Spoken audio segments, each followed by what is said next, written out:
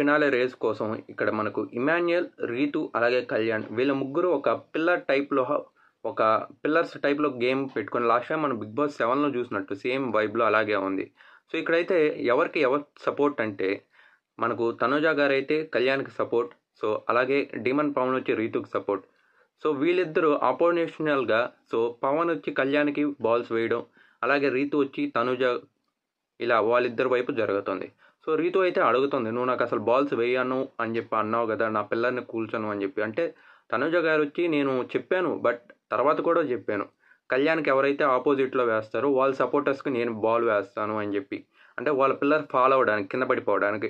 So తనైతే నాకైతే కరెక్ట్గానే అనిపించింది, అలానే వేసింది కూడా. సో ఇంకా మొత్తానికి ఆ గేమ్లో కొద్దిగా సేఫ్ అయింది మాత్రం ఎవరనుకుంటే సో ఇమాన్యుయల్ గారికి కొద్దిగా బెటర్ ఆపర్చునిటీ. ఎందుకంటే బర్నీ గారు కూడా ఇక్కడ రీతు గారికి కొద్దిగా టార్గెట్ వేసి చూశారు.